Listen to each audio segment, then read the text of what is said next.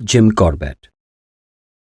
सन 1917 में Jim Corbett railway की नौकरी छोड़कर मोकामा घाट से नैनीताल वापस आ गए। तब प्रथम विश्व युद्ध चल रहा था। जिम कॉर्बेट ने कुमाऊं के 500 लोगों की एक लेबर कोर बनाई। उन्हें लेकर वो फ्रांस गए, जहां उन्होंने कैप्टन के पद पर सेना में प्रवेश किया और इन लोगों को फौज की ट्रेनिंग देकर अंग्रेजों के साथ लड़ाई में भाग लिया।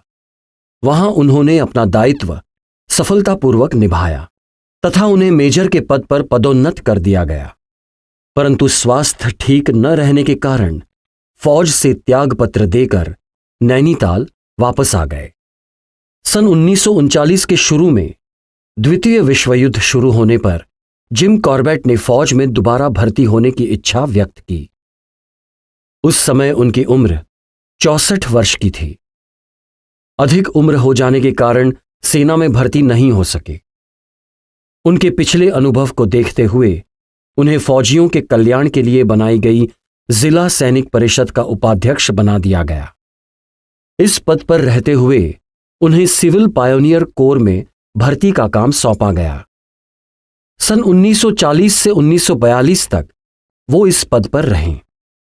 बीमार हो जाने के कारण उन्हें ये पद छोड़ना पड़ा, परंतु सैनिकों के कल्याण के लिए उन्होंने अपना अभियान नहीं छोड़ा। उन्होंने युवा सैनिकों को जंगल शास्त्र का प्रशिक्षण देने का काम शुरू कर दिया।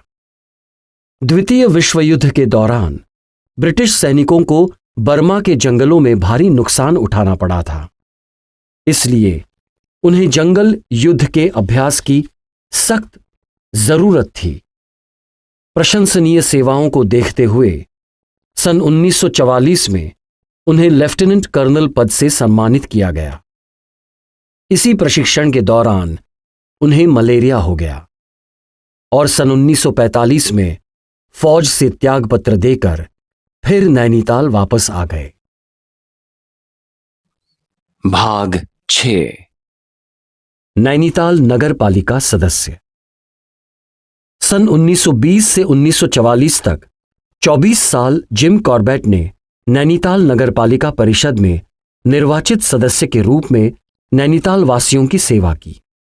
पालिका सदस्य के नाते परिषद में पक्षी विहार बनाने का प्रस्ताव सर्वप्रथम उन्होंने ही रखा था तथा जंगलों में बकरियां चराने से हो रहे नुकसान की ओर भी नगर पालिका का ध्यान आकर्षित किया तथा इस पर रोक लगाने की मांग की। इससे पहले सन 1872 से सन 1878 तक जिम कॉर्बेट के पिता क्रिस्टोफर विलियम कॉर्बेट भी नैनीताल नगर पालिका परिषद के सम्मानित सदस्य रहे थे। नैनीताल में सीवेज प्रणाली शुरू करने में उनकी महत्वपूर्ण भूमिका रही है। 30 अप्रैल 1955 को जिम कॉर्बेट के देहांत पर नैनीताल नगर पालिका परिषद में एक शोक प्रस्ताव पास किया गया तथा उनकी आत्मा की शांति के लिए 2 मिनट का मौन भी रखा गया। परंतु कहा जाता है कि उस प्रस्ताव में नैनीताल नगर पालिका परिषद में उनकी सेवाओं का कहीं जिक्र नहीं है। भाग 7। न्याय व्यवस्था एवं लाल फीताशाही। अपनी पुस्तक मेरा भारत माय इंडिया में जिम कॉर्बेट उन दिनों इस इलाके के लोगों की लाल फीताशाही से अनभिज्ञता एवं अंग्रेज न्यायाधीश द्वारा गरीब लोगों के दिए जाने वाले न्याय की लोकप्रियता के संबंध में लिखते हैं। जब कभी भारत में अंग्रेजी साम्राज्यवाद के उत्थान पतन का इतिहास लिखा जाएगा, तब अंग्रेजी राज के पतन में लाल फीताशाही का कितना बड़ा हाथ रहा है, इस पर भी अवश्य काफी ध्यान देना पड़ेगा। जब रेंजी और एंडरसन भारत में सेवा करते थे, तब लाल फीताशाही नामक किसी बीमारी का अस्तित्व नहीं था। उन दोनों ने जो लोकप्रियता कमाई, प्रशासन में जो सफलता पाई, उसका बहुत सा श्रेय इस बात को है कि उनके हाथ लाल फीते से बंधे हुए नहीं थे। रेंजे कुमाऊं के न्यायाधीश तो थे ही, साथ ही वे कुमाऊं के दंडाधिकारी, मैजिस्ट्रेट, पुलिस अधिकारी, वन विभाग के संरक्षक तथा इंजीनियर भी थे। उनके कर्तव्य इतने विविध प्रकार के तथा कष्ट साध्य थे कि उनमें से बहुत से कर्तव्यों को वे एक स्थान से दूसरे स्थान पर पड़ाव करते करते तथा दौरे के समय ही निपटाया करते थे। उनकी कार्य पद्धति ये थी कि वे इन लंबे दौरों में लोगों की विशाल भीड़ के बीच ही सब दीवानी और फौजदारी मामलों पर विचार करते थे। पहले अभियोगकर्ता और उनके गवाहों के बयान के लिए जाते थे, फिर प्रतिवादी और उसके गवाहों के बयान, फिर उचित विचार विमर्श के बाद रेंजे निर्णय सुना देते थे। ये निर्णय या तो जुर्माने के रूप में या कैद के रूप में होता था। उनके द्वारा दिए गए निर्णय का किसी ने भी कभी भी विरोध नहीं किया। यही नहीं, रेंजे द्वारा सजा सुनाया व्यक्ति सादी या कड़ी कैद भुगतने के लिए स्वयं ही पास की जेल में पहुंच जाता था और जुर्माना किया गया व्यक्ति स्वयं एक जाकर पास के सरकारी खजाने में रकम जमा करा देता था। इस न्याय व्यवस्था में कभी किसी प्रकार का अपवाद नहीं हुआ। यद्यपि तराई और भाबर के अधीक्षक के रूप में एंडरसन को उसके पूर्ववर्ती प्रशासक रेंजे के कर्तव्यों में से कुछ का ही उत्तरदायित्व सौंपा गया था, परंतु उनके अधिकार बहुत बढ़े चढ़े थे। उस दिन तीसरे पहर अभी हमारे तंबू गाड़े जा रहे थे, तभी एंडरसन ने उपस्थित जनसमूह को बैठ जाने के लिए कहा और बताया, जो लोग अपनी शिकायत मेरे सामने रखना चाहते हों वे यहां सुना सकते हैं, और जो कोई अर्जी देना चाहते हों यहां पेश कर सकते हैं। पहला याचना पत्र बोक्सर के पास वाले एक गांव के मुखिया का था। इस गांव के और बोक्सर के बीच एक ही नहर थी, जिससे गांव के खेतों की सिंचाई होती थी। बरसात की कमी के कारण नहर का पानी दोनों गांवों के लिए पूरा नहीं पड़ता था, अतः बोक्सर वालों ने नहर का सारा पानी उपयोग में ले लिया था। फलस्वरूप नीचे के गांव की धान की सारी फसल नष्ट हो गई थी। बोक्सर के मुखिया ने स्वीकार किया कि उन्होंने नहर में नीचे की ओर वाले गांव को पानी जाने नहीं दिया, परंतु ऐसा करके हमने उचित ही किया, क्योंकि अगर पानी को दोनों गांव वाले बांट लेते तो दोनों गांवों की फसल मारी जाती। हमारे आने के कुछ दिन पूर्व ही फसलें कट चुकी थी और कूटी जा चुकी थी। एंडरसन ने दोनों मुखियाओं की बात ध्यान से सुनी और फिर आज्ञा दी कि पूरी फसल को दोनों गांव वालों में प्रत्येक गांव की खेती के एकड़ों के आधार पर औसतन बांट दिया जाए। बोक्सर वालों को इस निर्णय पर कोई आपत्ति नहीं थी, परंतु उन्होंने मांग की कि फसल की कटाई कुटाई में जो मजदूरी लगी है वो हमें मिलनी चाहिए। इस मांग पर नीचे के गांव वालों ने ये आपत्ति उठाई कि फसल की कटाई कुटाई के समय हमसे सहायता करने की प्रार्थना नहीं की गई। यदि हमसे कहा जाता तो हम अवश्य इन कामों में बोक्सर वालों की मदद करते। एंडरसन ने उनकी इस आपत्ति को सही माना। जब वे दोनों मुखिया धान का बंटवारा करने के लिए चले गए तो एंडरसन के सम्मुख दूसरा मुकदमा लाया गया। चाडी नामक व्यक्ति ने कालू पर यह आरोप लगाया था कि उसने मतलब कालू ने उसकी मतलब चाडी की पत्नी को भगा लिया है। शिकायत का स्पष्टीकरण करते हुए चाडी ने बताया कि कालू ने 3 सप्ताह पूर्व तिलनी से संबंध बढ़ाना शुरू किया। चाडी के विरोध और चेतावनी के बावजूद वो इस संबंध को अधिक गहरा बनाता गया। अंत में एक दिन तिलनी चाडी की झोंपड़ी छोड़कर कालू के घर में जा बसी। जब एंडरसन ने पूछा कि क्या कालू हाजिर है, तो हमारे सामने बैठे हुए अर्ध चंद्राकार समूह में से एक आदमी खड़ा हो गया और बोला, मैं हूं कालू सरकार। जब तक खेती की फसल का मुकदमा चल रहा था, वहां बैठी हुई स्त्रियां और लड़कियां उसमें कुछ भी रुचि नहीं ले रही थी, क्योंकि वो मामला तो मर्दों के बीच तय होना था। परंतु अब उनके चेहरे के हाव भाव और गहरी सांसें साफ बता रही थी कि उस अपहरण के मुकदमे में उन्हें बहुत गहरी रुचि है। एंडरसन ने कालू से पूछा, क्या चाडी द्वारा लगाया गया अभियोग तुम्हें स्वीकार है? कालू ने स्वीकार किया। ये तो ठीक है कि तिलनी मेरी दी हुई झोपड़ी में रह रही है, मगर यह बात बिल्कुल गलत है कि मैंने उसे भगाया है। जब उससे पूछा गया, क्या तुम तिलनी को उसके वैधानिक पति को वापस लौटा दोगे, तो कालू ने उत्तर दिया, तिलनी अपनी मर्जी से मेरे घर आई है, मैं उसे जबरदस्ती चाड़ी की तरफ जाने को मजबूर नहीं कर सकता। तब एंडरसन ने पूछा, क्या तिलनी हाजिर है? तो स्त्रियों के समूह में से एक लड़की खड़ी होकर सामने आई और बोली, मैं हूं तिलनी, क्या हुक्म है सरकार? लगभग 18 बरस की आकर्षक युवती तिलनी, जिसका अंग अंग सौंदर्य तथा मोहकता से परिपूर्ण था। उसने तराई की स्त्रियों की विशेष पद्धति के अनुसार ही अपने बाल ऊंचे जूड़े में बांधे हुए थे। सफेद किनारी वाली काली साड़ी ने उसके बालों को भी ढक रखा था। ऊपरी शरीर कसी हुई चोली से बंधा हुआ और एक सुंदर रंग बिरंगा घाघरा, यही थी उसकी वेशभूषा। जब एंडरसन ने उससे पूछा उसने अपने पति को क्यों छोड़ दिया, तो वो चाड़ी की ओर इशारा करती हुई बोली, जरा देखो तो उसकी ओर, कितना गंदा रहता है। अब साहब देख ही सकते हैं। और फिर ये कंजूस भी एक नंबर का है। मेरी शादी को 2 साल हो गए हैं। इन 2 बरसों में इसने मुझे ना तो एक कपड़ा खरीद कर दिया और ना ही एक गहना लेकर दिया। ये जो कपड़े मैंने पहन रखे हैं और ये गहने, कलाई में पहनी चांदी की चूड़ियां दिखलाती हुई और कांच के मोतियों की कई सारी मालाओं को हाथ से छूती हुई वो बोली, ये तो मुझे कालू ने दिए हैं। जब एंडरसन ने पूछा, क्या तुम चाड़ी के घर वापस जाने को राजी हो, तो तिलनी सिर हिलाकर बोली, चाहे कुछ हो जाए, अब मैं वापस नहीं जाने वाली।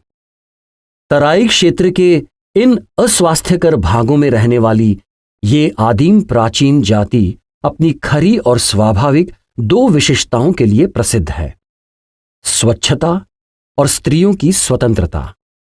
भारत के किसी भी भाग में इतने स्वच्छ और साफ सुथरे गांव तथा घर देखने को नहीं मिलेंगे जितने की तराई के इन क्षेत्रों में। और भारत के किसी भी भाग में यह दृश्य देखने को नहीं मिलेगा कि एक जवान लड़की एक बड़े जन समुदाय के सम्मुख खड़ी हो, जिसमें 2 अंग्रेज भी हो और अपने मुकदमे की पैरवी खुद करती हो। सच तो यह है कि भारत में कहीं भी समाज ऐसे आचरण की आज्ञा ही नहीं दे सकता। तब एंडरसन ने चाड़ी से पूछा, अब तुम्हारा क्या कहना है, बोलो। इस पर चाड़ी ने कहा, सरकार, आप मेरे माई बाप हैं, मैं तो आपके पास इंसाफ पाने आया हूं। अगर सरकार आप मेरी बीवी को मेरे पास लौटने के लिए तैयार नहीं कर सकते, तो फिर मुझे इसके बदले में कुछ हर्जाना मिलना चाहिए। तुम कितना हर्जाना चाहते हो? एंडरसन ने पूछा। इस पर चाड़ी ने उत्तर दिया, मैं 150 रुपया मांगता हूं। उसकी मांग सुनते ही उस अर्धवृत्ताकार बैठे समूह में चारों ओर से आवाजें उठने लगी, बहुत ज्यादा मांग रहा है, ये तो बहुत ज्यादा है, ये लड़की इतनी कीमत की नहीं है, आदि आदि। एंडरसन ने कालू से पूछा, क्या तुम तिलनी के लिए 150 रुपए देने को तैयार हो? तो कालू ने कहा, यह कीमत तो बहुत ज्यादा है सरकार। मुझे मालूम है और बोक्सर के सभी लोगों को मालूम है कि चाड़ी ने ब्याह के समय तिलनी के सिर्फ 100 रुपये ही दिए थे। अपनी बात को युक्तिपूर्वक सिद्ध करता हुआ वो आगे कहने लगा, ये 100 रुपये कीमत तो उसकी तब थी जब वो नई थी, और अब तो वो वैसी रही नहीं, इसलिए मैं उसके ज्यादा से ज्यादा 50 रुपये दे सकता हूं। इस पर चारों ओर चर्चा होने लगी। कुछ कहते थे, मांगी हुई कीमत बहुत ज्यादा है, कुछ का मत था, दी जा रही कीमत बहुत ही कम है। सारी चर्चा और युक्ति प्रत्युक्ति में बहुत सी व्यक्तिगत बातें, कई सारे सूक्ष्म उल्लेख भी बहुत गहराई में जाकर कहे गए, परंतु अपने मोहक मुखड़े पर मुस्कुराहट लिए हुए तिलनी शांति से सब कुछ सुनती रही। अंततः पक्ष विपक्ष की सभी युक्तियों पर यथा योग्य विचार करके एंडरसन ने तिलनी का मूल्य 75 रुपये निश्चित कर दिया और कालू को आज्ञा दी गई कि वो उतनी रकम चाड़ी को दे दे। अपने कमरबंद को खोलकर कालू ने धागे से बंधा हुआ सूती बटुआ निकाला और एंडरसन के पैरों के पास उसे खाली कर दिया। गिनने पर चांदी के केवल 52 रुपये निकले। कालू के 2 मित्रों ने 23 रुपये मिलाकर रकम पूरी कर दी और चाड़ी से कहा कि पैसे गिन ले चाड़ी ने पैसे गिने और बताया कि रकम पूरी है। इतने में स्त्रियों के पीछे जरा दूर बैठी हुई एक स्त्री खड़ी हो गई।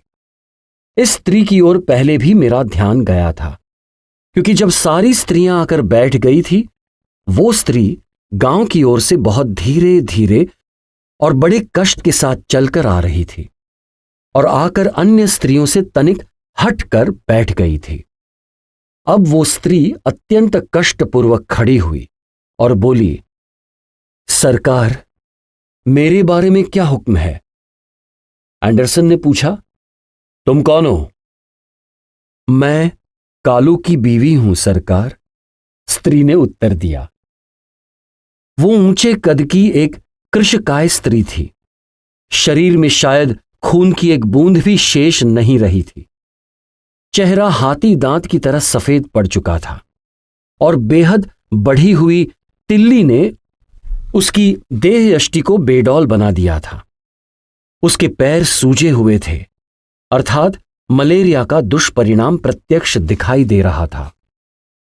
मलेरिया, ये दुष्ट मलेरिया इस तराई क्षेत्र के लिए साक्षात संहारक दैत्य ही है। थकी हुई तथा बलहीन वाणी में उस स्त्री ने कहा, अब कालू ने दूसरी बीवी खरीद ली है तो मैं तो बेघर हो गई। मेरे तो इस गांव में कोई रिश्तेदार भी नहीं और बीमारी के मारे मैं काम धंधा भी नहीं कर सकती। मैं तो अब लापरवाही और भूख के मारे मर जाऊंगी। ऐसा कहकर उसने साड़ी से अपना मुंह ढक लिया और धीरे धीरे रोने लगी। सिसकियों के मारे उसका दुबला पतला बदन हिल रहा था और उसके विकृत आकृति वाले शरीर पर से आंसुओं की धारा बह रही थी। अब बड़ी कठिन और दुविधापूर्ण समस्या सामने आ खड़ी हुई। एंडरसन को इस उलझन को सुलझाना बहुत कठिन प्रतीत हो रहा था, क्योंकि जब मुकदमे की कार्रवाई चल रही थी, उस बीच किसी ओर से भी ऐसा संकेत नहीं मिला था कि कालू की एक बीवी पहले से ही है। वो स्त्री इस प्रकार कुछ देर से सकती रही। एक बेचैनी भरी शांति कुछ देर तक वहां छाई रही। तिलनी अब तक कुछ दूरी पर खड़ी थी।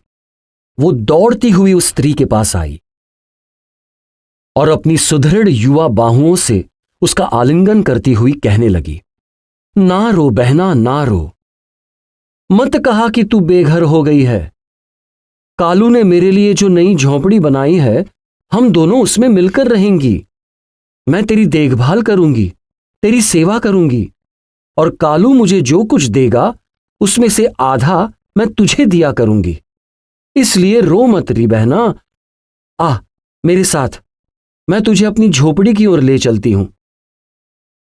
जब तिलनी और वो रोगिणी स्त्री चली गई, एंडरसन खड़े हो गए और जोर से नाक साफ करते हुए बोले, पहाड़ों से आने वाली इस ठंडी हवा से मुझे बहुत बुरा जुकाम हो गया है। इसके साथ ही उन्होंने अदालत की उस दिन की कार्रवाई बंद घोषित कर दी।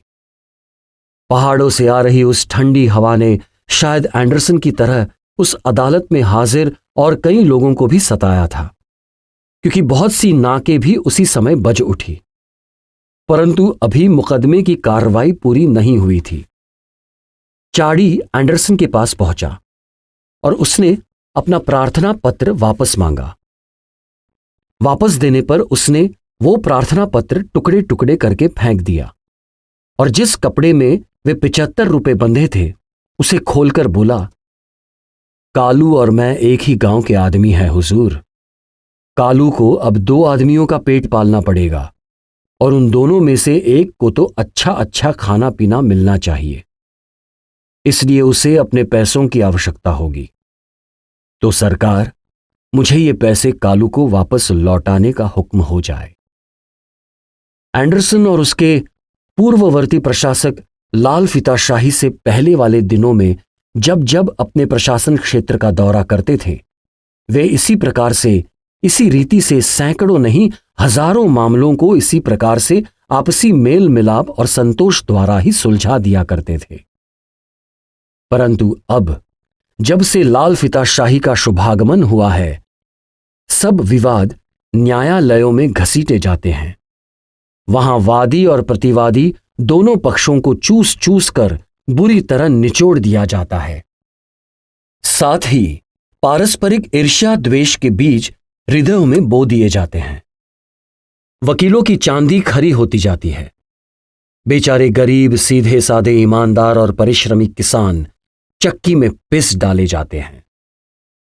यह है जिम कॉर्बेट के माय इंडिया के एक भाग का अंश, जिसमें उन्होंने भारतीय न्याय व्यवस्था का लाल फीताशाही से पहले का इतिहास लिखा है, जहां न्यायाधीश के निर्णय को माथे पर लगाकर स्वीकार किया जाता है, वहीं गरीब अनपढ़ महिलाएं अपना मुकदमा एक अंग्रेज न्यायाधीश के आगे खुद लड़ते हैं। उन्हें किसी वकील की भी जरूरत नहीं पड़ती तथा किसी उच्च न्यायालय में उस न्याय को चुनौती देने का तो सवाल ही पैदा नहीं होता। भाग 8। महान लेखक। जिम कॉर्बेट महान शिकारी एवं पर्यावरण विधि नहीं, बहुत अच्छे लेखक भी थे। अमेरिकन साइंटिस्ट बेंजामिन फ्रैंकलिन के अनुसार अपना वजूद साबित करने के लिए इंसान को ऐसा जरूर लिखना चाहिए जो दूसरे पढ़ना चाहे, और यदि कोई लिख नहीं पाए तो उसे ऐसे काम जरूर करने चाहिए कि लोग उन कामों के बारे में ऐसा कुछ लिखें जो पढ़ने लायक हो। जिम कॉर्बेट पर ये दोनों बातें लागू होती हैं। उन्होंने अपने बारे में जितना लिखा उससे कहीं अधिक उनके प्रशंसकों द्वारा उनके बारे में लिखा जा चुका है। उन्होंने अपने जीवन में 6 किताबें लिखी। उनके नाम है man eaters of Kumaon 1944, man eating leopard of Rudraprayag 1948, my India 1952, jungle lore 1953, temple tiger 1954 एवं ट्री टॉप्स 1955।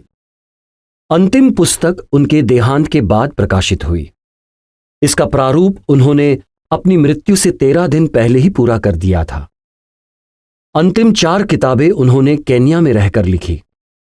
ये सभी पुस्तकें मूल रूप से अंग्रेजी में लिखी गई हैं तथा ऑक्सफोर्ड यूनिवर्सिटी प्रेस द्वारा प्रकाशित है।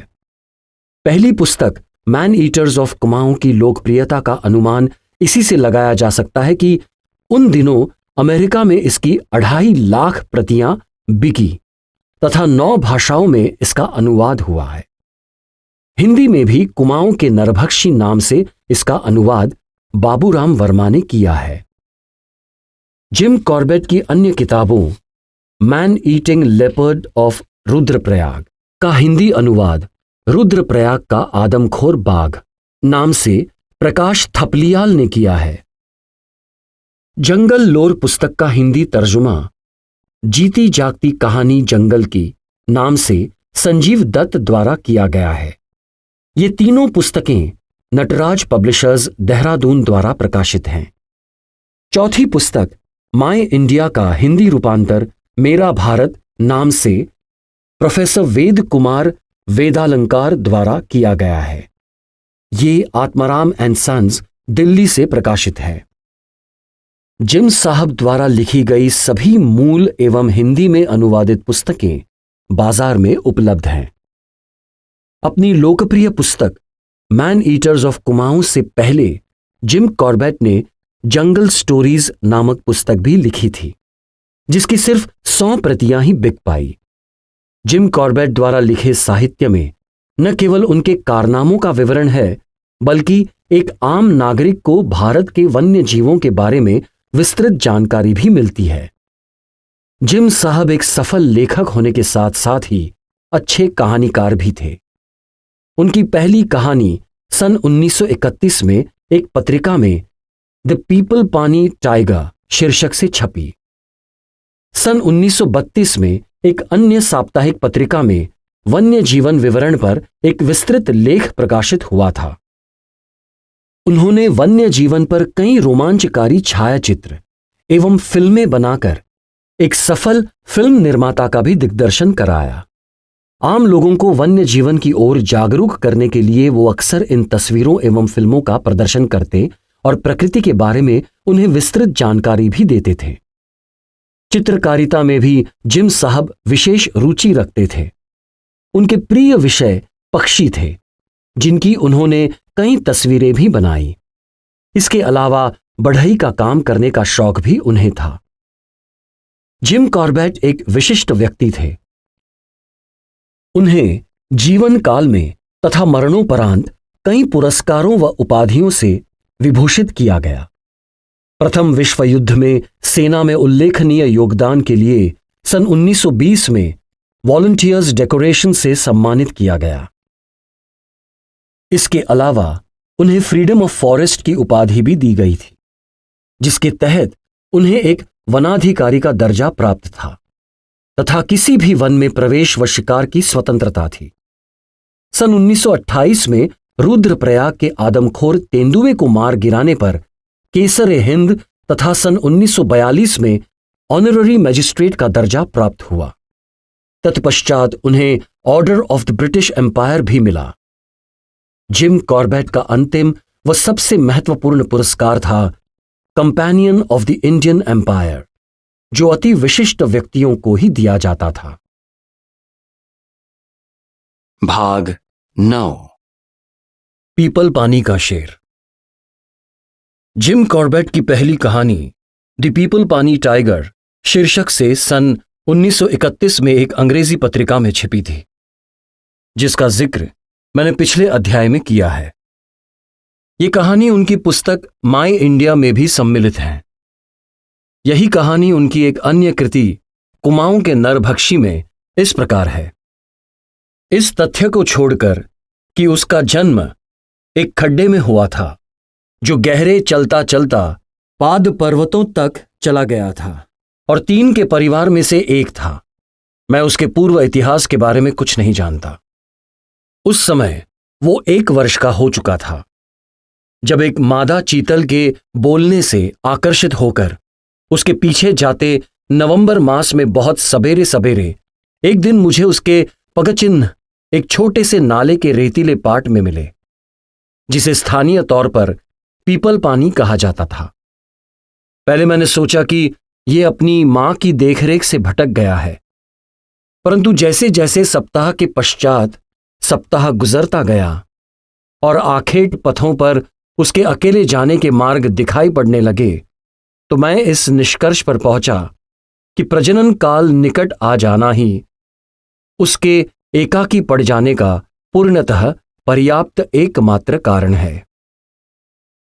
एक दिन ईर्ष्यापूर्वक रखवाली किया, जरूरत पड़ने पर माता पिता की जान देकर रक्षित किया जाने वाला उससे अगले दिन प्रवाह में बहने के लिए छोड़ दिया जाता है। ये सभी जंगलवासियों की नियति होती है।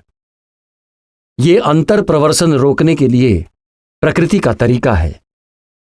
सर्दियां उसने मोर, काकड़, छोटे सुअर और कभी कभार मिल गई तो मादा चीतल पर बिताई और अपना घर एक जमीन पर पड़े विशाल वनवृक्ष में बना लिया, जिसका पातन किसी प्रकट कारण के बिना ही करा दिया गया था तथा जो समय के प्रवाह और सेहियों के कारण खोखला बन गया था। यही वे मारे गए अपने अधिकांश शिकार लेकर आता और जब दिन ठंडे होते तो उसी वृक्ष के चिकने तने पर पड़कर धूप तापता, जहां उससे पहले कितने ही तेंदुए धूप ताप चुके थे। जनवरी का महीना काफी ज्यादा आगे बढ़ चुका था जब मैंने उस व्याघ्र शावक को काफी पास से देखा। एक दिन शाम बिना किसी उद्देश्य को दृष्टि में लिए मैं बाहर निकला हुआ था कि मैंने एक कौवे को भूमि से ऊपर उठते और वृक्ष की शाख पर जाकर बैठते ही अपनी चोंच साफ करते हुए देखा। कौवा, गिद्ध और मैना सदा जंगल में मेरी दिलचस्पी के होते हैं और भारत तथा अफ्रीका दोनों में मारे गए बहुत सारे जानवरों को मैंने इन पक्षियों की मदद से ही खोजा पाया है। प्रस्तुत अवसर पर कौवा मुझे पिछली रात घटी एक त्रासदी की जगह लेकर गया। एक चीतल मारी और अंशतः खा ली गई थी और उस जगह की तरफ आकर्षित होकर, वैसे मैं भी आकर्षित हो गया था, उस सड़क से जो वहां से कोई 15 गज की दूरी पर थी, जा रहे लोगों की एक टोली ने बची खुची चीतल को काट डाला था और उसके अवशेष उठा ले गए थे। वहां पर उस चीतल के रह गए अवशेषों में हड्डियों के कुछ टुकड़े और थोड़ा सा जमा हुआ रक्त ही बचे थे, जिससे अभी अभी कौवे ने अपना भोजन प्राप्त किया था। घने जंगल के अभाव और सड़क की नजदीकी ने मुझे यकीन दिया था कि जिस जानवर ने इसे मारा था उसने इसका ले जाया जाना भी देखा था और वो यथासंभव जरूर इस पर लौटेगा। इसलिए मैंने उस पर बैठने का निर्णय किया और एक आलू बुखारे के पेड़ पर अपने को उतना आरामदेह बनाकर बैठ गया जितना उसके कांटों के रहते में हो सकता था। मेरे पाठकों, मैं आपसे किसी तरह की कोई क्षमा नहीं चाहता कि यदि मारे गए शिकार पर बैठने के नीतिशास्त्र वाले अत्यधिक विवादित विषय पर आपका मत मुझसे अलग हो। शिकार करने का मेरा अधिकांश मन खुश करने वाली स्मृतियों का केंद्र सूर्यास्त होने से पूर्व के उन 1-2 घंटों पर ही रहा है जो मैंने प्रकृतितः मारे गए शिकार पर बैठकर किसी वृक्ष के ऊपर गुजारे हैं। ये स्मृतियां उस समय से शुरू होकर जब एक भरवां बंदूक लिए, जिसमें तिड़की हुई नाल को फटने से बचाने के लिए बारूद ठोक कर भरने का गज पीतल की तार से उसी के साथ बांधा रहता था। मैं तेंदुए द्वारा मारे गए एक लंगूर की लाश पर उसी तेंदुए को मारने के लिए बैठा था। उस समय तक जाती है जब थोड़े ही दिन हुए मैं अत्याधिक आधुनिक राइफल अपने घुटनों पर रखे एक शेरनी और 2 पूरी तरह जवान हो चुके बच्चों को सांभर को खाते हुए देखने में लगा था, जिसे उन्होंने मिलकर मार लिया था। और कोई विजयोपहार प्राप्त न कर पाने पर भी अपने को कुछ घाटे में रह गया नहीं मानता। ये सच है कि वर्तमान अवसर पर मेरे नीचे कोई मारा हुआ शिकार नहीं है, परंतु इसके लिए जो कारण बताए गए हैं उनसे मेरे गोली चलाने के अवसर पर कोई कुप्रभाव नहीं पड़ेगा। जंगलवासियों को आकर्षित करने के लिए रक्त सोखी धरती में काफी गंध वर्तमान है और इस बुढ़े सफेद मूछों वाले सुअर को ही साक्ष्य स्वरूप देखिए जो पीछे 10 मिनट से शांत भाव से जड़े खोदने में लगा हुआ है। अचानक रक्त सनी हवा की रेखा में आते ही कड़ा बनकर सावधान हो गया है। उसने अपना थूथन ऊपर उठा लिया है और इस तरह से चल रहा है जैसे कोई सुअर ही थूथन को उपयोग में ला सकता है, और उससे वो इतना ज्यादा जान जाता है जितना उस भूमि से मुझे पता नहीं चल पाया, जिस पर जानवरों के आने जाने का मार्ग दिखाई नहीं दे रहा है। आगे बढ़ने का उसका ढंग, थोड़ी सी दूर दाईं तरफ टहलकर हवा में वापस लौट आना, प्रत्येक पैंतरे के साथ कुछ गज निकटतर आते जाना सूचित कर रहा है कि चीतल को शेर ने मारा था। एक बार फिर ये निश्चित करके कि अब यहां खाने के लिए कुछ नहीं बचा रह गया है, अंततः दुल्की चाल से चलता हुआ वो दृष्टि से ओझल हो जाता है। 2 चीतल, दोनों के सिंग इस समय मखमली हैं, अब प्रकट होते हैं, और इस तथ्य के कारण कि ऊपर से नीचे की तरफ चल रही हवा में आ रहे हैं और उस वक्त रक्त सनी जगह की ओर बढ़ रहे हैं, ये स्पष्ट है कि रात वाली त्रासदी के वे साक्षी रहे हैं। बारी बारी से जमीन सूंघते हुए अथवा एकदम भाग पड़ने के लिए प्रत्येक मांसपेशी को कड़ा बनाए दृढ़ता से खड़े हुए वे अपनी उत्सुकता शांत करते हैं और जिधर से आए थे उसी रास्ते वापस चले जाते हैं। उत्सुकता मानव का ही एकाधिकार नहीं है। बहुत सारे जानवरों का जीवन इसी में उलझने के कारण कटकर छोटा हो जाता है। छाया को देखकर कुत्ता बरांडा छोड़कर भौंकने बाहर निकलता है। हरिण अपना झुंड बनाकर हवा में हिल तक न रही घास के गुच्छे का सही सही पता लगाने के लिए बाहर जाता है और घास में बैठे प्रतीक्षा करते तेंदुए को उसका भोजन मिल जाता है। सूर्य शीत ऋतु रेखा के पास आता जा रहा है कि दाईं तरफ सामने हुई एक हलचल ध्यान आकर्षित करती है। क्षुद्र रोह वन की पच्चर के दूर वाले सिरे पर 2 झाड़ियों के बीच वाली खुली जगह को किसी जानवर ने पार किया है। ये पच्चर या फन्नू मेरे वृक्ष से 30 गज की दूरी पर खत्म हो जाता है। तब मेरी तरफ वाले सिरे पर झाड़ियां अलग अलग फट जाती हैं और खुले में बाहर निकलता हुआ बिना दाएं या बाएं दृष्टिपात किए शेर शावक आगे बढ़ता है, सीधे उसी जगह जहां उसका मारा शिकार होना चाहिए था। वो जाता है और आशा भरी दृष्टि की जगह निराशा छा जाती है जब उसकी समझ में आता है कि जो चीतल उसने संभवतः घंटों धैर्यपूर्वक उसका पीछा करते रहने के बाद मारी थी, वो वहां से जा चुकी है। हड्डियों के टुकड़े और जमे हुए रक्त को वो छोड़ देता है और उसका ध्यान वृक्ष के उस ठूंठ पर केंद्रित हो जाता है जिसका उपयोग कुछ समय पहले मांस काटने के काष्ठखंड की तरह किया गया था और जिस पर मांस के कुछ छोटे टुकड़े अब भी चिपके हुए हैं। इन जंगलों में आग्नेयास्त्र लेकर चलने वाला व्यक्ति केवल मैं ही नहीं हूं, इसलिए यदि इस शावक को बड़ा होकर शेर बनना है तो यह जरूरी है कि उसे सिखाया जाए कि दिन के उजियाले में मारे हुए शिकार पर लापरवाही से बैठने में खतरा होता है। एक छर्रे फेंकने वाली बंदूक और धुली गोली डस्ट शॉट से मेरा प्रयोजन अधिक अच्छी तरह से सिद्ध हो जाता, परंतु इस बार यह काम राइफल को करना पड़ेगा।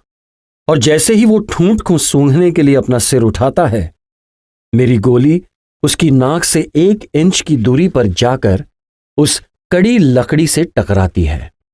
आगे आने वाले वर्षों में केवल एक बार ही उस शावक ने इस पाठ को भुलाया था। अगली सर्दियों में मैंने उसे कई बार देखा। उसके कान अब उतने बड़े नहीं लगते थे और उसके बच्चों जैसे बालों की जगह भली भांति बनी पट्टियों वाली पीलापन लिए लाल रंग की बढ़िया बालों वाली खाल आ गई थी। खोखला वृक्ष उसके सही अधिकार वाले स्वामियों तेंदुए के जोड़े को दिया जा चुका था और पाद पर्वतों के किनारे खड़े क्षुद्ररोह वन की घनी मेखला के अंदर नया निवास खोज लिया गया था तथा बाल सांभर उसकी भोजन तालिका में जुड़ चुका था। उससे अगली सर्दियों में पहाड़ों से प्रतिवर्ष यथा नियम नीचे उतरकर उसके परिचित पगचिन्ह मुझे आखेट पंथों और पानी पीने की जगहों पर दिखाई नहीं दिए और सप्ताहों तक मैं सोचता रहा कि उस शावक ने अपने घूमते रहने की पुरानी जगह छोड़ दी है और वो दूर आगे कहीं चला गया है। एक सवेरे तक उसकी अनुपस्थिति का कारण समझ में आ गया, क्योंकि उसके आने जाने के रास्ते के साथ साथ बगल में उससे छोटे और लंबायत उसके जोड़े के आवागमन चिन्ह दिखाई दिए।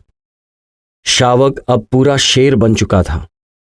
उस दिन सूर्योदय से पहले ही मैं एक रात हरिण को मारने का प्रयत्न करने निकल पड़ा था, जो उसी पाद पर्वत पर चर रहा था, और अग्निराण पथ से लौटते समय मेरा ध्यान एक गिद्ध ने खींच लिया था जो एक मुर्दा अंग के लिए शांत वृक्ष की डाल पर बैठा हुआ था। इस पक्षी की पीठ मेरी तरफ थी और उसका मुंह शूद्ररोह वन के एक छोटे से विस्तार की तरफ था, जिससे आगे घना जंगल था। जमीन पर भारी ओस पड़ी हुई थी और बिना कोई आवाज किए मैं वृक्ष तक पहुंच गया और इधर उधर चारों ओर देखने लगा। मरे सांभर का एक सींग नीचे झाड़ियों से ऊपर निकला हुआ था। यह मरा हुआ ही होना चाहिए था, क्योंकि कोई जिंदा हरिण इस दशा में पड़ा हुआ नहीं रह सकता था। सुविधाजनक कोई ढकी चट्टान मेरे रबर तल्लों वाले जूते पहने पांवों को चुपचाप और सुरक्षित टिकाने के काम आई, और जैसे ही मैं खड़ा हुआ तो पूरा सांभर मेरी दृष्टि में आ गया। उसका पिछवाड़ा खा लिया गया था और उसे मारे हुए शिकार की दोनों तरफ वो जोड़ा था। शेर दूर वाली तरफ था तथा उसकी पिछली टांगे ही दिखाई पड़ रही थी। दोनों शेर सोए हुए थे 10 फीट सामने से, ताकि एक टूटी शाखा बीच में न आ जाए और 30 फुट बाईं तरफ जाने पर मुझे शेर की गर्दन पर निशाना साधने का मौका मिल गया। परंतु छिपे छिपे उनके पीछे जाने की ये योजना बनाते समय मैं उस मौन दर्शक को भूल गया था।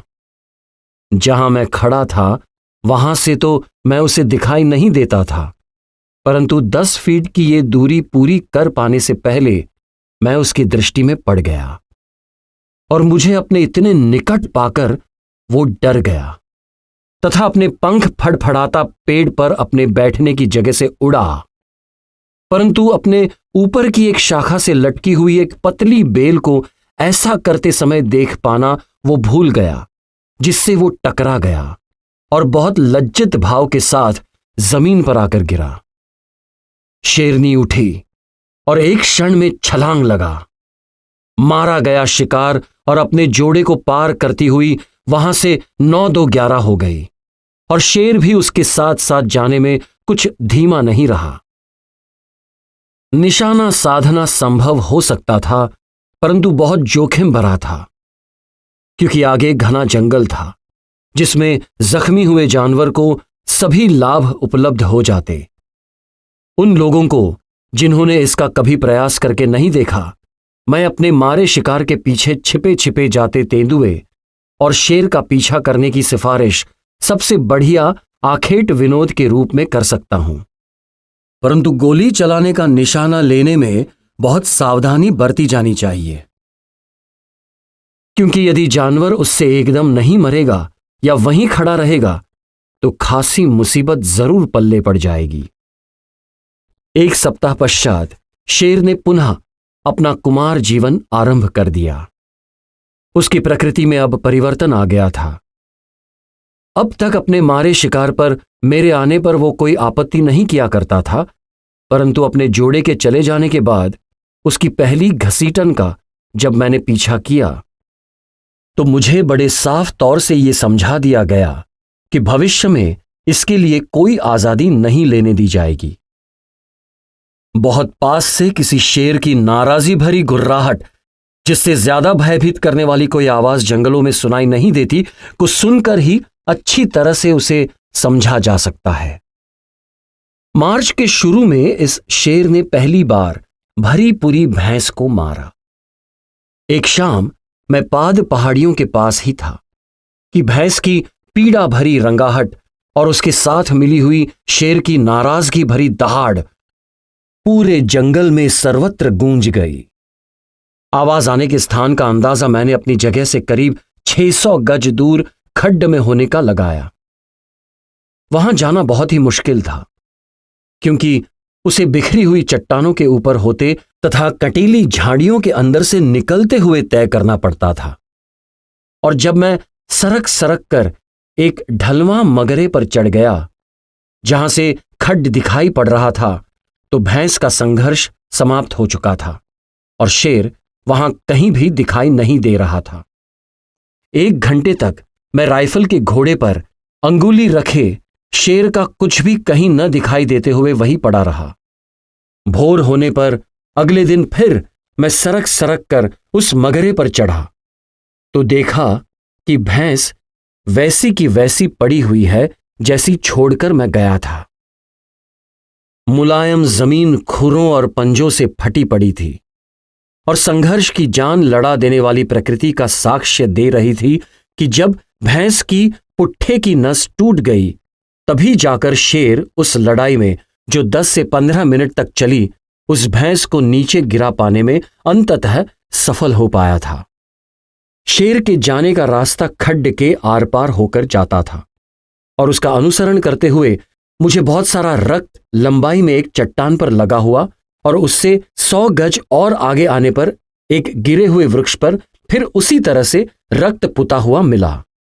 भैंस के सिंग से लगा हुआ घाव शेर के सिर में था और ये इतना अधिक गंभीर था कि शेर की अपने मारे हुए शिकार में कोई रुचि नहीं रह गई थी और उस पर कभी लौटकर आया ही नहीं। 3 वर्ष बाद शेर शावक रहते हुए मिले पाठ की उपेक्षा करके, इसका कारण यह भी रहा हो सकता है कि शेरों का शिकार खेलने का ये आखेट बंद काल था।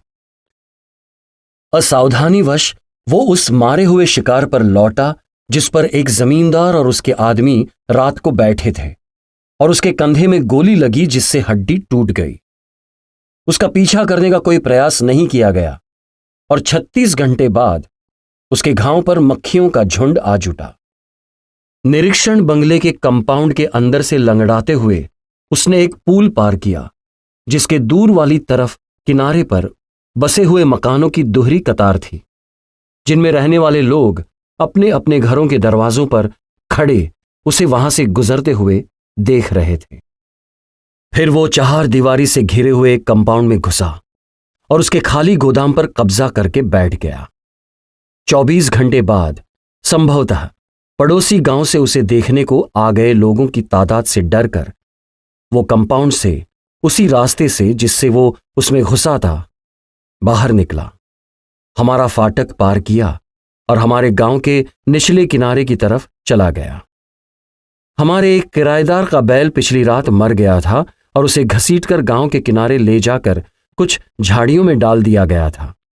शेर ने उसे ढूंढ लिया और वो कई दिनों तक वहीं बना रहा और अपनी प्यास सिंचाई नालियों में आते पानी से बुझाता रहा। जब 2 महीने बाद पहाड़ों से उतरकर हम नीचे आ गए तो ये शेर छोटे जानवरों, बछड़े, भेड़, बकरियां आदि को खाने में जुटा था, जिन्हें वो गांव की बाहरी तरफ पकड़ लिया करता था। मार्च तक उसका घाव ठीक हो गया, परंतु उसका दायां पांव अंदर की तरफ मुड़ गया।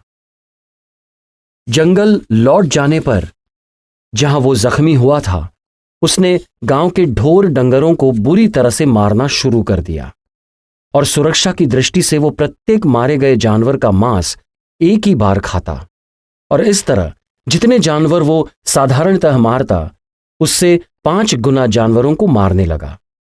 जिस जमींदार ने उसे घायल किया था उसके पास कोई 400 गाय बैलों का झुंड था और वही उसकी कार्रवाइयों से सबसे ज्यादा हानि उठा रहा था। उसके बाद आने वाले अगले वर्षों में वो आकार में उतना ही भारी बनता गया जितना अपनी प्रसिद्धि या कुख्याति में बढ़ गया था और मारने के लिए शिकारियों से सबसे ज्यादा हानि उठा रहा था। नवंबर की एक शाम एक ग्रामवासी भरवां किस्म की एक नाल वाली बंदूक लिए सुअर मारने को चला और अपनी भूमि पर मचान बनाने के लिए उसने अपनी कुछ टूटी फूटी जमीन के बीच से होकर जा रही 20 गज चौड़ी रौ सूखी उथली नदी में उगी हुई अलग थलग पड़ी एक झाड़ी को चुना। ये जमीन आयताकार थी और इसकी लंबी वाली भुजाओं पर खेत थे और छोटी भुजाओं पर एक तरफ सड़क और दूसरी तरफ 10 फीट चौड़ी नहर थी जो हमारे खेतों और जंगलों के बीच की सीमा बनाती थी। उस आदमी के आगे की तरफ 4 फीट ऊंचा किनारा था जिसके ऊपरी सिरे के आसपास होता गायों के आने जाने का रास्ता चलता था और उसकी पिछली तरफ घने क्षुद्ररोह वन का एक टुकड़ा था। 8 बजे शाम को एक जानवर इस आवागमन मार्ग पर प्रकट हुआ और लक्ष्य साध कर, जैसा भी वो साध सकता था, उसने उस पर बंदूक दागी। चोट खाने पर वो जानवर उस तट से नीचे गिर पड़ा और उस आदमी से कुछ फीटों की दूरी के अंदर ही रहते हुए उसके पास से गुजरा और गुर्राता हुआ पीछे के क्षुद्ररोह वन में घुस गया। अपना कंबल फेंक वो आदमी 200 गज दूर अपनी झोंपड़ी की तरफ भागा। पास पड़ोसी इकट्ठा हो गए और उस आदमी द्वारा दिया गया विवरण सुनकर यह निष्कर्ष लगाया कि सूअर को काफी अधिक चोट लगी है। उन्होंने कहा कि उस सूअर को लकड़बग्घों और गीदड़ों के खाने के लिए छोड़ देना ठीक नहीं रहेगा। इसलिए एक लालटेन जलाई गई और कुछ वीर लोगों की एक टोली उस मारे गए शिकार को ढूंढकर वापस लाने के लिए रवाना हुई। उनमें से एक किराएदार ने, जिसने इस अभियान में साथ जाने से मना कर दिया था, बाद में मेरे सामने स्वीकार किया कि अंधेरे में उस घने क्षुद्ररोह वन में घायल सुअर को खोजने के लिए जाने की उसमें हिम्मत नहीं थी। सुझाया कि बंदूक को भरकर उसे साथ ले जाया जाए। उसका सुझाव मान लिया गया और चूंकि उसमें बारूद उदारतापूर्वक ठोक ठोक कर भरा जा रहा था, लकड़ी का ठोकने वाला डंडा उसमें फंस गया और नाल के अंदर ही टूट गया। यह मामूली सी दुर्घटना थी, परंतु इसने निसंदेह 6 लोगों की जान बचा दी। टूटा हुआ डंडा अंततः और काफी दिक्कत में बाहर निकाला गया। बंदूक भरी गई और टोली चल दी। उस जगह पहुंचकर जहां से वो जानवर झाड़ियों में घुसा था, सावधानी से जांच पड़ताल की गई और रक्त मिल जाने पर सूअर को ढूंढने का हर संभव प्रयास किया गया। सारी रात उसकी खोज में पूरा क्षेत्र छान डालने के पश्चात इस खोज को अंततः छोड़ दिया गया। अगले सवेरे जल्दी ही फिर खोज आरंभ कर दी गई। साथ में कम हिम्मत वाला मेरा सूचनादाता भी उसमें सम्मिलित हुआ, जिसका जंगल ज्ञान अपने उन साथियों के मुकाबले में कुछ ज्यादा अच्छा था। झाड़ी के नीचे की जमीन की जांच पड़ताल करने के बाद जहां काफी रक्त जमा हो गया था, वे रक्त सने कुछ बाल लेकर मेरे पास आए, जिन्हें मैंने पहचान लिया कि वे शेर के बाल थे। उस दिन एक और शिकारी भाई मेरे साथ था और हम दोनों मिलकर साथ साथ उस जमीन को देखने गए। जमीन से मिले संकेतों से जंगल की घटनाओं को पुनर्व्यवस्थित कर लेना मेरे लिए सदा बहुत दिलचस्पी का रहा है। ये सच है कि कभी कभी ये फलितानुमान गलत भी निकल जाते हैं, परंतु कभी कभी वे ठीक भी निकलते हैं। प्रस्तुत मामले में मैं उसका घाव उसकी अगली दाई टांग के अगले अंदरूनी भाग में लगा होना बताने में सही, परंतु ये मान लेने में कि उसकी टांग टूट गई थी और कि शेर जवान और इस स्थान के लिए अजनबी था, गलत था। उस जगह से आगे जहां बाल मिले थे कहीं रक्त नहीं पड़ा था, और चूंकि भूमि पर उसके गमन मार्ग का पीछा करना असंभव था, मैं नहर पार कर उस जगह तक गया जहां गायों के आने जाने का मार्ग रेत के पाट में से होकर जा रहा था। यहां मिले पगचिन्हों को देखने पर मैंने पाया कि घायल हुआ शेर कोई नवजवान शेर नहीं था जैसा मैंने मान लिया था, परंतु मेरा पुराना दोस्त पीपल पानी का शेर था, जो गांव से होकर जाता लघुपथ अपनाकर अंधेरे में जाते हुए गलती से सूअर समझ लिया गया था। एक बार पहले भी बुरी तरह से घायल होकर किसी आदमी या जानवर को हानि पहुंचाए बिना वो इस बस्ती से होकर गुजरा था, परंतु अब वो पहले से बड़ा हो गया था और अपनी पीड़ा और भूख से तंग आकर वो काफी हानि पहुंचा सकता था। घनी आबादी वाली इस जगह के लिए ये काफी घबरा देने वाली संभावना थी, और मुझे पहले से तय कर दिया गया एक ठहराव पूरा करने के लिए, जिसे टाला नहीं जा सकता था, 1 सप्ताह के अंदर अंदर यहां से चल देना था। 3 दिनों तक मैंने नहर और उस पार पहाड़ी के बीच के जंगल का चप्पा चप्पा, जो लगभग 4 वर्ग मील का क्षेत्र था, छान डाला था, परंतु शेर का कोई चिन्ह नहीं मिला था। चौथे अपराह्न में जब मैं खोजना शुरू करने के लिए चलने ही वाला था कि एक स्त्री और उसका लड़का जल्दी जल्दी जंगल से निकलकर जाते दिखाई पड़े। उनसे मुझे पता लगा कि पाद पहाड़ियों के पीछे शेर बोल रहा था और जंगल में चर रही सभी गाय भैंसों में भगदड़ मच गई थी। राइफल लेकर मैं बाहर चलता हूं तो सर्वदा अकेले ही जाता हूं। गड़बड़ी मचने पर ऐसा करना अधिक निरापद रहता है और जंगल में से अधिक शांतिपूर्वक बाहर आया जा सकता है। तथापि उस अवसर पर मैंने इस नियम में थोड़ी ढील दे दी और उस लड़के को अपने साथ चलने की अनुमति दे दी, क्योंकि वो ये बताने के लिए बहुत उत्सुक था कि उसने शेर को बोलते हुए किस जगह सुना था। पहाड़ों की तलहटी में पहुंचकर लड़के ने जंगल के एक टुकड़े की ओर संकेत किया, जिसके दूर वाली तरफ किनारे पर एक अग्निशमन पट्टी थी, जिसकी ओर मैं पहले संकेत कर चुका हूं, और निकट वाली तरफ से किनारे पर पीपल पानी धारा थी। इस धारा के समानांतर और उससे लगभग 100 गज की दूरी पर कोई 20 फीट चौड़ा उथला गड्ढा था, जो मेरी तरफ लगभग खुला हुआ था, और धारा के निकटतर वाली तरफ उसके किनारे किनारे समकोण बनाता हुआ रास्ता उस गड्ढे के खुली वाली तरफ एक छोटा सा वृक्ष था। यदि शेर इस रास्ते से होकर नीचे आता है तो झाड़ियां खुलने की जगह उसके खड़े होकर गोली के लिए निशाना देने की पूरी संभावना थी। मैंने यही खड़े होने का निर्णय किया और लड़के को पेड़ पर बिठा उसके पैरों को अपने सिर के बराबर लाकर उसे अनुदेश दिया कि अपनी ऊंची जगह से उसे मेरे देखने से पूर्व यदि शेर दिखाई दे तो अपने पैरों की उंगलियों से मुझे उसका संकेत कर दे। फिर मैंने अपनी पीठ पेड़ से टिका दी और शेर की बोली बोली। आगे लोगों को, जिन्होंने जंगलों में उतने ही वर्ष बिताए होंगे जितने मैंने, अपने जोड़े की खोज में लगी शेरनी की बोली का वर्णन देने की आवश्यकता नहीं है, और उनको जो इस बात में कम भाग्यवान रहे हैं, वे इतना ही कह सकते हैं कि ये बोल पाने के लिए निकट से पर्यवेक्षण करना और गले के थूक का उदारतापूर्वक उपयोग करना होता है, तथा शब्दों में उसका वर्णन नहीं किया जा सकता। मुझे उस समय बहुत राहत मिली, क्योंकि पिछले 3 दिनों से राइफल के घोड़े पर उंगली धरे मैं जंगल में रेंगता फिरता रहा था। जब मेरी बोली का उत्तर तुरंत लगभग 500 गज की दूरी से मिला और उसके बाद आधा घंटे तक, हो सकता है कि यह समय इससे कम रहा हो, परंतु लगता तो ये इससे ज्यादा ही था, ये पुकार इधर से उधर और उधर से उधर आती जाती रही। एक ओर से था राजा का जल्दी आने का बुलावा और दूसरी ओर उसकी प्रिया का थोड़ा दबा दबा और चापलूसी भरा उत्तर। 2 बार लड़के ने संकेत किया, परंतु अभी तक मुझे शेर का कुछ भी दिखाई नहीं दिया था। और जब डूबते हुए सूरज ने उस जंगल को अपने सुनहले प्रकाश में सराबोर कर दिया, तब उस रास्ते से नीचे तेजी से पग धर उतरता और बिना कहीं रुके या ठिठके झाड़ियों को पार कर एकाएक वो प्रकट हुआ। जब वो गड्ढे को आधा पार कर चुका और मैं राइफल उठा ही रहा था कि दाएं मुड़ मेरी तरफ बढ़ा।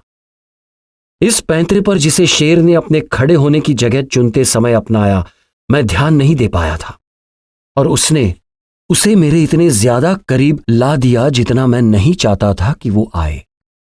और इसके अतिरिक्त उसने मुझे सिर पर गोली चलाने का निशाना प्रस्तुत कर दिया, जिस पर इतनी थोड़ी दूरी से गोली चलाने के लिए मैं तैयार नहीं था। एक पुरानी युक्ति को काम में लाकर, जिसे कितने ही वर्ष हुए मैंने सीखा था और जिसका ऐसे अवसरों पर सफलतापूर्वक उपयोग किया था, शेर को बिना उसमें डर उत्पन्न किए खड़ा हो जाने दिया। एक पंजा ऊपर उठाए धीरे धीरे उसने अपना सिर उठाया, जिससे उसकी छाती और गला दिखाई पड़ने लगे। भारी गोली लगते ही वो अपने पैरों पर लड़खड़ाया और अंधे की तरह जंगल को तोड़ता फोड़ता उस जगह से कुछ गजों के भीतर जाकर धड़ाम से नीचे गिर पड़ा, जहां मादा चीतल की बोली से आकर्षित होकर नवंबर की एक शाम आकर सबसे पहले मैंने उसके पगचिन्ह देखे थे।